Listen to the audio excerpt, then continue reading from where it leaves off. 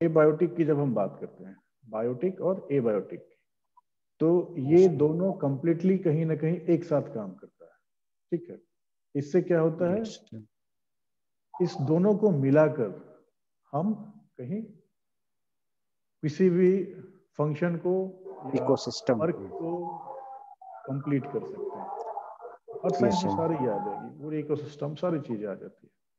तो इसमें growth, development, anabolism, catabolism सारी चीजें आती हैं, ठीक है। मतलब एक बायोलॉजिकल ऑर्गेनिज्म के लिए जो रिक्वायर्ड है, ठीक है, वो सारी प्रोसेस इसमें इन्वॉल्व होती है। तो कह सकते हो कि लाइफ जो है that is the dependent on energy transformation. मतलब कोई भी लिविंग ऑर्गेनिज्म है, ये सरवाइव कर सकता है because of exchange of energy between the living tissue outside of, ठीक है। जैसे सांस लेना है, ठीक है, that is also example of bioenergetics. क्योंकि हम कहीं भी अपने सराउंडिंग से, हैबिटेट से कुछ चीज ले रहे हैं और उसको हम यूटिलाइज कर रहे हैं, ठीक है। जैसे प्लांट के कंडीशन में कह लो फोटोसिंथेसिस, सनलाइट से वो एनर्जी लेता है और उसको कन्वर्ट करता है for the preparation of their food. तो वो उसको तोड़ कर कैसे न्यूट्रिएंट्स लेता है उससे, that is the important thing, ठीक है। तो जैसे हेट्रोट्रॉप्स हो गई, कोई भी हेट्रोट्रॉप्स, हेट्रोट्रॉप्स मतलब एनी थिंग कह सकते हो, living organism which is surviving directly from the autotrophs, things which comes from plant the matter, or yes, which comes from the energy source in present in the environment, ठीक है। तो इसमें क्या है, वो अपना मेटाबॉलिक प्रोसेस के लिए न्यूट्रिएंट्स जो लेता है उसको प्रॉपर उसको ब्रेक डाउन करता है और एक्शन में लाता है, ठीक है। अब इसमें एक थर्मोडायनामिक्स का फर्स्ट लॉ जो है वो कहीं ना कहीं कारगर है, that is the autotrophs and heterotrophs, they participate in a universal metabolic network. By eating autotrophs, heterotrophs harness energy that was initially transformed by the plants during photosynthesis. मतलब ये एक साइकिल है, एक चेन बना हुआ है, ठीक है। तो इस कारण से ये चीज जरूरी है, ठीक है। अब देख सकते हो यहाँ इकोसिस्टम की जो हम बात कर रहे हैं, ठीक है, तो क्या है, बायोटिक है मतलब एनी इंडिविजुअल, ठीक है, जो भी लिविंग थिंग है, और एक एबायोटिक है। एबायोटिक मतलब लिविंग, मतलब जो non living, non living things हो गया, ठीक है, non living things which comes from the surroundings. तो इसको जो डिवाइड किया गया है ये चार पार्ट में किया गया है। सबसे पहले ऑर्गेनिज्म आती है, दैट इज अ बायोटिक। फिर उसकी एक पॉपुलेशन होती है, मतलब एक कॉलोनी होती है। तो ये क्या होता है, एक टाइप का स्पीसीज किसी एक स्पेसिफिक एरिया में रहता है, उसको पॉपुलेशन कहेंगे। उसके बाद एक कम्युनिटी हो गई, कम्युनिटी में मतलब कि बहुत तरह के स्पीसीज एक पॉपुलेशन बनाती है और वो कंबाइंडली एक साथ किसी एक स्पेसिफिक इकोसिस्टम में रहती है, जहां से उसकी सर्वाइविलिटी और उसकी नीड पूरी होती है। और एक हो गई इकोसिस्टम, इकोसिस्टम में एबायोटिक प्लस बायोटिक दोनों चीजें आती है।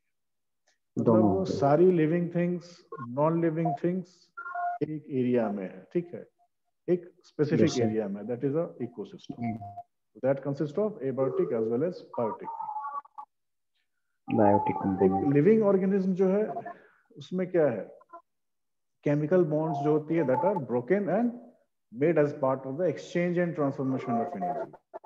मतलब कि एनर्जी को एक्सचेंज करता है और उसको ट्रांसफॉर्म करता है अपने स्तर से अपने लिए, ठीक है, कि कैसे वो सरवाइव कर सकता है, कैसे उसकी उससे यूटिलिटी कर सकता है, प्रोडक्टिविटी और रिप्रोड्यूसिबिलिटी उससे ले सकता है। तो ये एक एनर्जी का एक सबसे इंपॉर्टेंट चीज। तो एनर्जी जो है दैट इज अवेलेबल इन हर एक चीज में, हर एक चीज में एनर्जी की रिक्वायरमेंट है। चाहे वो एक जो अभी लास्ट क्लास में बताया क्या है, मतलब एक सिंगल कॉन्ट्रैक्शन भी होना है तो उसके लिए भी एटीपी की जरूरत है, दैट इज एनर्जी, है ना। तो जितना स्ट्रॉन्ग से स्ट्रॉन्ग बॉन्ड हो सकता है उससे उतना ज्यादा हम चीजों को यूज कर सकते हैं, ठीक है। So ATP is the main energy currency for organisms, and the goal of metabolic and catabolic process are to synthesize ATP from available starting materials from the environment or the ecosystem. और ये ATP जो है Yes, sir. इसको utilise करते हैं biological process में। तो cell में क्या होता है, एटीपी और एडीपी का एक कंसंट्रेशन होता है, ठीक है, that is the energy charge, Yes, इसको sir. हम कहते हैं सेल के लिए एनर्जी Yes, चार्ज। sir. तो ये Yes, एटीपी sir. और एडीपी, जो एटीपी से जो एडीपी चेंज होता है that is the energy charge. Yes, ATP रखा yes, हुआ sir. है, जब यूटिलाइज होगी तो एडीपी प्लस फॉस्फेट के रूप में ये टूटता है, ठीक है। Yes, sir. इस Yes, एनर्जी sir. को फिर फर्दर एनिमल यूटिलाइज करता है। तो a cell can use this energy charge to relay information about cellular needs. उसकी सेलुलर टिश्यूज लेवल पे क्या उनकी नीड है, ठीक है, उसको वो जस्टिफाई करते हुए जितनी रिक्वायरमेंट है एटीपी की उतनी में उतनी को एटीपी से वो कन्वर्ट कर लेता है, ठीक है। लेकिन Yes, sir. बहुत ज्यादा एडीपी हो जाए देन एटीपी तो क्या होगा, सेल को फिर एटीपी का सिंथेसिस करना पड़ेगा, क्योंकि एटीपी मेन है ना, वो एक तरह से जुग Yes, प्रॉब्लम, sir. Yes. ठीक है, Energy currency है. हाँ करेंसी है। तो Yes, वहां sir. से फिर उसको एटीपी को फिर से वापस बनाना पड़ेगा, क्योंकि जो एक बार एडीपी बन गई वो कहीं ना कहीं यूटिलाइज हो जाएगी, वो उसको आप कंजर्व करके नहीं रख सकते, ठीक है। Yes, sir.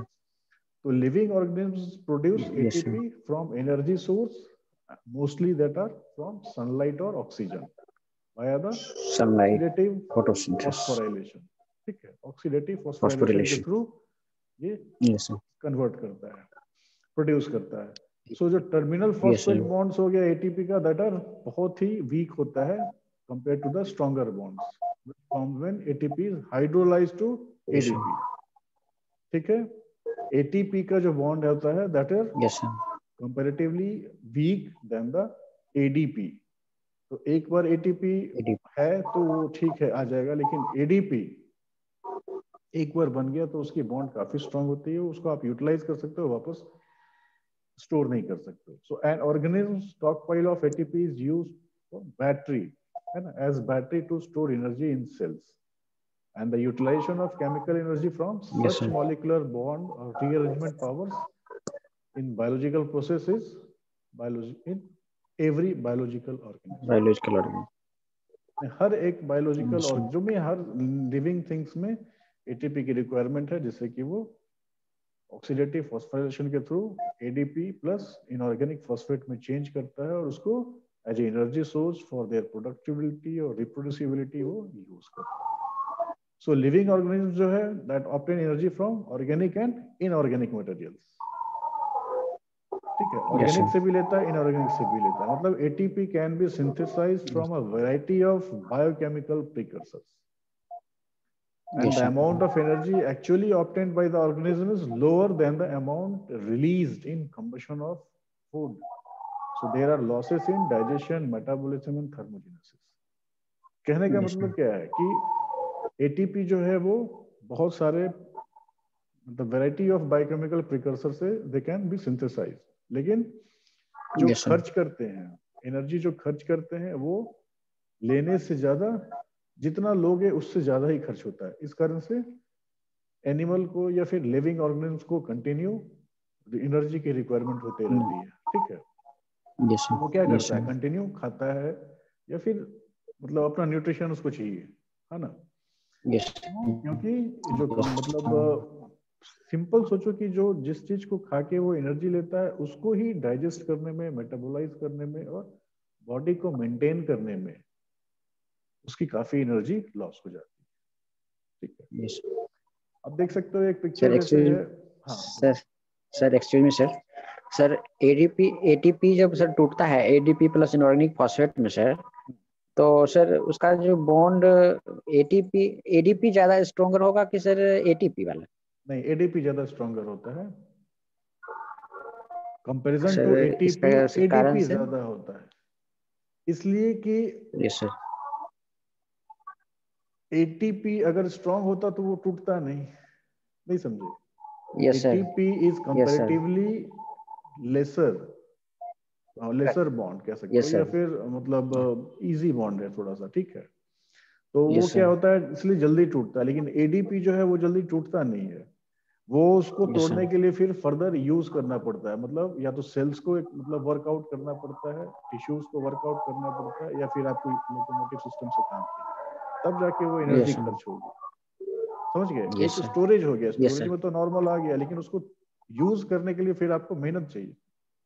Yes sir. कहते हैं ना कि अगर एनिमल खा लिया और थोड़ा सा आराम नहीं किया तो फिर वो टूटेगी नहीं। आराम करने का क्या मतलब है? टिश्यूज सेल्स जो है वो अपने लेवल पे फिर उसको ब्रेक डाउन कर रही है, मेंटेन मतलब करता है, यूटिलाइज कर रही है। ठीक है, तो उसमें भी यस सर, यस सर, तोड़ने में, एडीपी को तोड़ने में भी काफी एनर्जी लगती है। ठीक है, so that's why ADP is having the stronger bond than stronger the bond, ATP. ठीक है, एटीपी, यस यस सर। अब ये देखो, जैसे एक हमने ये क्या है, साइकिल है, दैट इज अ माइटोकॉन्ड्रिया। ठीक है, एक सेल्स की बात कर रहे हैं। तब इसमें जैसे ये BCL2, माइटोकॉन्ड्रिया का सर, यस सर, यस ये यस सर, माइटोकॉन्ड्रिया होगी एक सेल्स में, इसको हमने फोकस किया, इस पे ही मतलब बात करनी है। कहने का सेंस है कि जैसे BCL2 है, यस बैक्स है, these are the apoptotic cells. मतलब the cells, sorry, yes sir, कह सकते हो cells which is required for the, which is formed after the breakdown of any, जैसे एडीपी है। ठीक है, एडीपी जिस काम में लिए, प्रोडक्टिविटी में लिए, उसके बाद कुछ चीजें ऐसी है ना जो वेस्ट हो जाती है। तो वेस्ट मटेरियल बनती है, जैसे द हाइड्रोजन आयंस आती है। ठीक है, ROS that is a reactive oxygen species बनती है। ये जो बनती है, ये क्या है, मेटाबॉलिज्म होने के बाद जैसे कुछ चीज टूट जाती है ना, कुछ बेकार हो जाती है, तो वो ये होती है। यस यही सर, बॉडी में अगर सेल्स में रह गई तो क्या होता है, ऑक्सीडेशन प्रोवाइड करता है। ऑक्सीडेशन होगी तो इंसान जल्दी थकेगा ना, सेल्स जो डैमेज होगा उसको ऑक्सीजन ज्यादा रिक्वायर्ड होगा।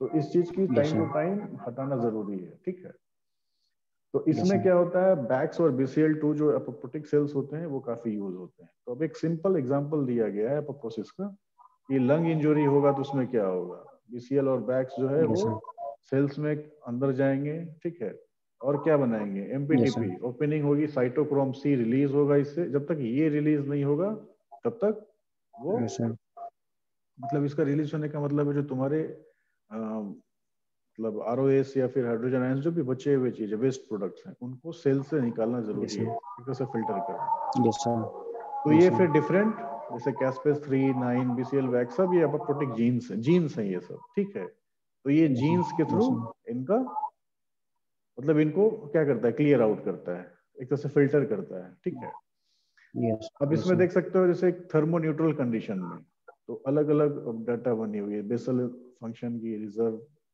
एनर्जी है, ग्रोथ है, रिप्रोडक्शन, मिल्क, मीट, इम्यूनिटी। माने एक नॉर्मल कंडीशन में अगर एनिमल है तो उसको कितनी चीज, किस किस चीजों की कितनी रिक्वायरमेंट होती है। ठीक है, यस सर, अब अगर स्ट्रेस इसमें बढ़ती है, सिंगल स्ट्रेस, थोड़ा सा स्ट्रेस बढ़ता है, तो बेसल फंक्शन तो उतना ही है, लेकिन रिजर्व में खत्म हो गया, वो चला गया स्ट्रेस 1 में। मतलब रिजर्व वाली जो एनर्जी है आपके पास, वो स्ट्रेस से कोप अप करने में चली गई, बाकी चीजें एज इट इज रह गई, मतलब मेंटेनेंस में चली गई। अब अगर समेशन ऑफ, मतलब various type of stresses are there in animal, तब क्या होगा, बेसल फंक्शन तो उसकी ठीक, अगर बेसल फंक्शन गड़बड़ हुआ तो पूरा का पूरा लाइफ चला जाएगा ना। तो बेसल फंक्शन के लिए, मेटाबॉलिज्म के लिए ये तो मेंटेन रखा है, लेकिन जब स्ट्रेस बढ़ेगी तो ये क्या होगा, सबसे पहले ग्रोथ पे इफेक्ट होगा। एक तो रिजर्व उसकी चली गई और उसके बाद ग्रोथ पे इफेक्ट पड़ेगा। अगर वैसे ही और बढ़ते जाती है तो धीरे धीरे ये रिप्रोडक्शन भी कम हो रहा है, मिल्क भी कम होगा, मीट भी, इम्यूनिटी माने थोड़ा थोड़ा कम होगा, लेकिन जैसे ये दोनों पे ज्यादा इफेक्ट होगी, रिजर्व पे और ग्रोथ, और इन पे थोड़ा थोड़ा इफेक्ट होगा। जैसे जैसे स्ट्रेस बढ़ती जाएगी, इन सारों का धीरे धीरे माने ये लेवल बढ़ते जाएगा और इनसे थोड़ा थोड़ा डिडक्ट होते चला जाएगा। ठीक है, प्रोपोर्शन।